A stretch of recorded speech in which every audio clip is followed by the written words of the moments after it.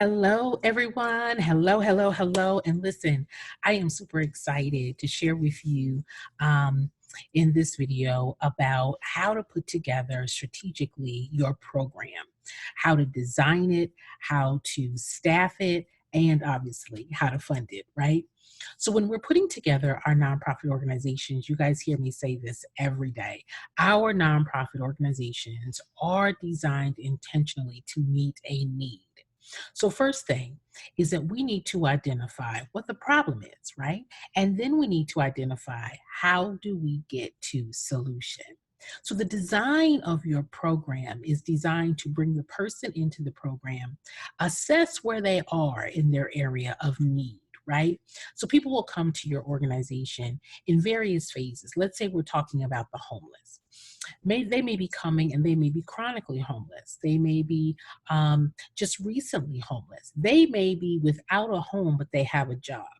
They may be without a job, having just recently lost their home and unemployable, right? So you're now, when they come into the program, as a part of your design, is being able to assess where they are and what is their path to solution. I want you guys to know that not everyone is going to come into your program exactly alike. They're going to be different. They're going to have come from different experiences, different lengths of time, having found themselves in this area of need. And so you want to strategically design your program to meet every need, okay?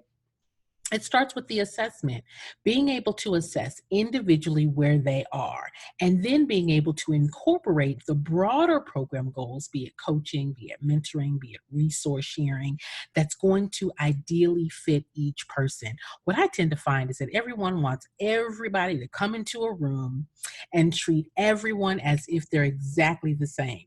You know, it doesn't happen well in the classroom either. When we go into a class, many of us are at various levels of literacy or understanding or comprehension. So you want to make sure that the elements of your program are conducive enough to where they are flexible yet firm. Flexible yet firm, all right? Flexible in terms of meeting the individual needs of the person coming through your program, but firm enough to be able to move everyone strategically through the train. That's why the design of your program is so important. What I find is that many, again, leaders want to bring everyone in, give everyone the same thing, and say, hey, we did it. But everyone is different. All right. So you want to make sure that by design, strategically, your program is in place to make that difference. Okay. I want you guys to think about in the materials that you have in this particular bundle.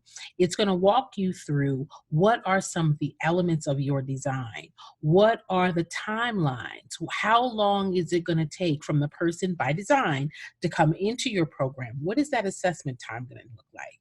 Once they've been assessed, or once you've identified what specific needs they have and what specific needs that your program is not going to be able to manage. Let's say they have special counseling needs or emotional needs or medical needs or physical needs. Your organization may not do that, but strategically, you now have aligned yourself with other partners, other collaborators within the community to help you help them go through your process, okay? Help you help them.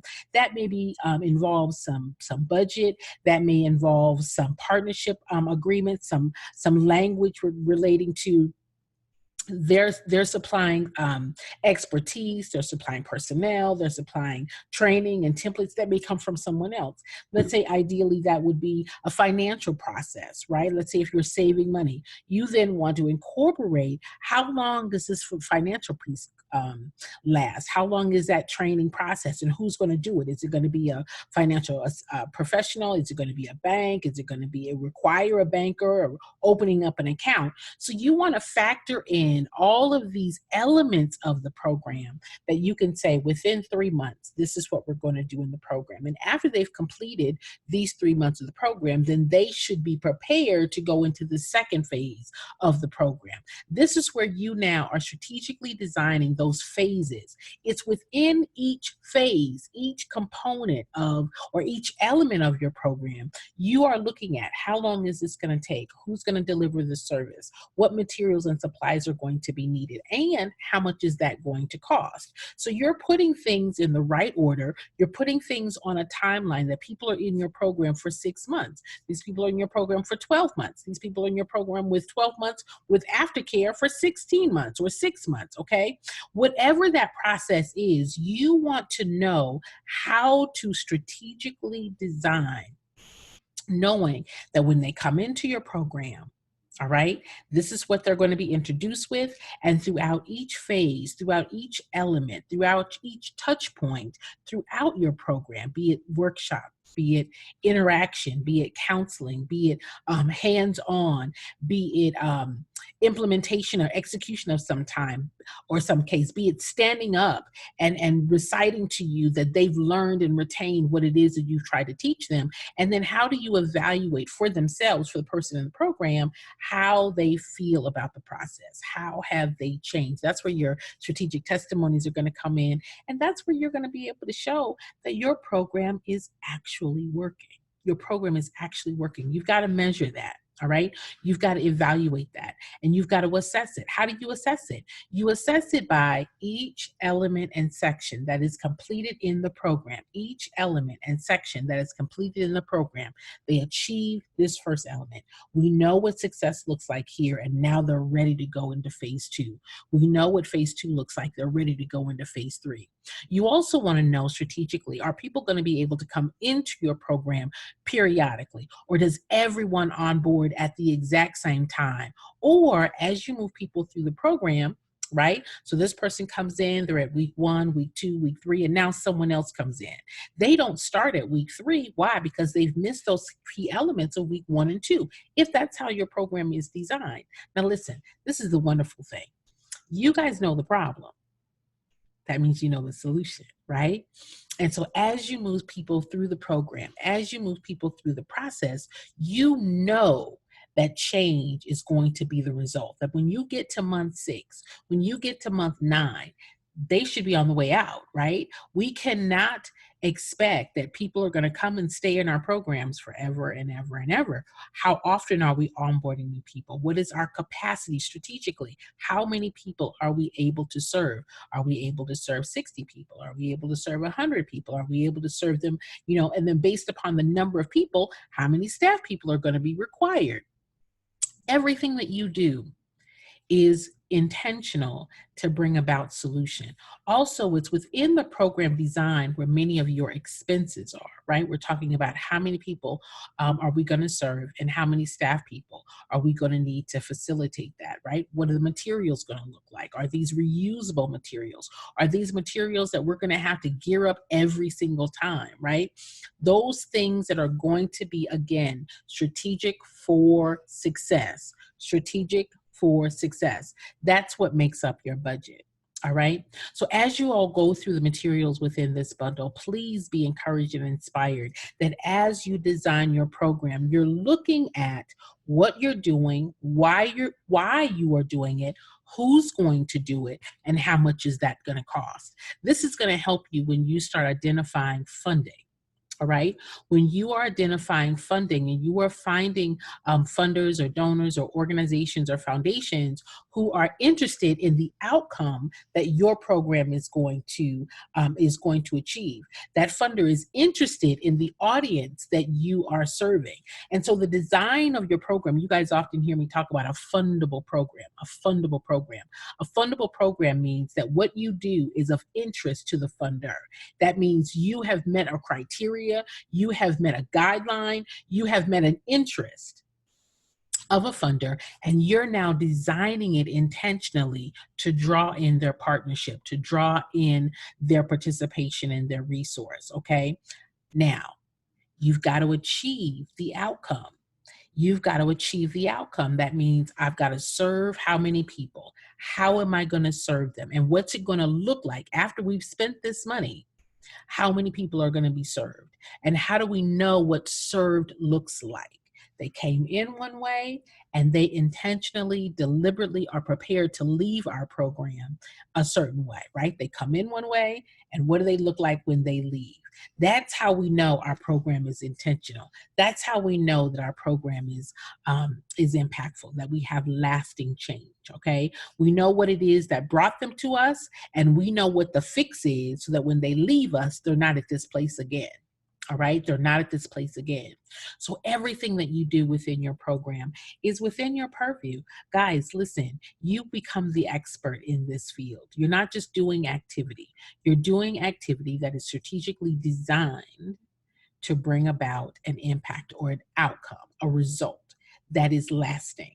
Okay, and that is strategic. I want you guys to take the time to evaluate and assess your activities. I want you to know through testimonies how many people out of 100 people are we setting goals of 80% of them are going to have achieved this, or 90% of them are going to have achieved this. Now we want you to know that it's never going to be 100%. Why? Because some people will fall off, some people will move, some people will lose interest, some people will have conflicting um, obligations, right? So it's never expected that 100% will come through. Now, if we reach that goal, all the better, all right? But the part of the strategic planning process and the program element is that you're setting goals. You're setting goals of how many people are going to come through this program. And based upon what we know about the people, the population, what do we know about their struggles? What do we know about their past tendencies? What do we know about the opportunities that our organization is going to be able to afford them? Then we can set goals around 70%, 80%, 90% of these people following the program as designed will be able to accomplish. Very much like school, right? You walk into a classroom and the teachers begin to give you lessons and tests and opportunities to really articulate and verbalize what you've learned. And they know that within this 3 weeks, this is what you should be able to understand and be able to and to be able to demonstrate, right? And then before we can move on to the next phase of the class, we got to make sure that you got this under your belt, so that by the end of the year, you now are competent, you now have retained the information, and you are able to actually exercise and implement what has been taught, so that you then are ready to go on to the second grade, right? Or to the third grade, or whatever grade level or graduation part of the process that you're in. Very much like your program, you're bringing people in and you are strategically leading them through this place of graduation, leading them intentionally through this place of comprehension, understanding, articulation, and then being able to maintain that level of success outside of your program, right? The need is so great that we've got to move people through strategically, so that once they finished our program, there's room for the others, because the need again is so great. We've got to research how many people there are. We've got to be at capacity. Capacity means how many people can you serve? How many people can you serve with this program? Be it staffed, be it with the sufficient materials and supplies, partnerships and collaborations when necessary, and of course, money. All right. And once these people come through the program, then you're able to say we can grow our program with further resource and partnership in the community to serve more people that weren't able to be served within this funding cycle or within this program cycle, because we've reached capacity. Right? We've reached capacity. That means the number of people that we are able to serve. These are the things that you think about at the beginning of the year. These are the things that you plan for year to year. So like now we're going into the next year, right? We're like at the halfway part of the year and we're going into the next year. So you then want to make sure that based upon what you've been able to do to date, this should lead a pattern of how the program should end out. How are we going to start it? How long is it going to take to ramp up? And then what is the downside? What is the phasing out part of the process for the individuals who are going in? And as people phase out, we're ready for more people to phase in, so that the program is ongoing. We have an ongoing cycle of the program, which justifies the ongoing cycle of funding. You see how that ties together? So guys, I want you to be inspired to know that you can build fundable programs based upon impact and based upon strategy. One of the things that your grant funders are going to look at is wanting to know, is this program feasible? Is it reasonable that your organization is going to be able to complete this program within the guideline or the time frame that you have stated? All right, it has to be reasonable, it has to be achievable, and it has to be relevant. So you want to make sure that as you are strategically designing these things, that all of those areas and elements are met and it justifies the funding that you're asking for. Okay. Guys, you can get funding from various streams of income, from various avenues of, places for funding. You can get it through grants, you can get it through individuals. You just want to make sure that your program is impactful. 98% of your donors give because of impact. So as you are talking about what you do in your program, you want to articulate also how the impact of your program, the outcome of your program, people who leave your program look like this. They come into your program look like this. And then your program, be it 6 months, 9 months, or a year, these are the things that the donor can look forward to seeing or learning about through your conversations and communications with them. All right. Program design, guys, is an essential piece to justify the money that you're spending, right? If you need volunteers, if you need staff, if you need part-time staff, full-time staff, these are the areas. The program is what I call the greedy beast of your organization. And so you want to make sure that the program is designed properly and that is intentional in creating an outcome and an impact that your funders would be interested in, all right, that they would be interested in. So please take a look at the information that's within this bundle, and I very much look forward to spending the one-on-one conversation with you to take this process even further and to answer any and all questions that you all may have, all right? I look forward to speaking with you at that time, and until then, build program strong and specific. Oh, and don't forget, impactful.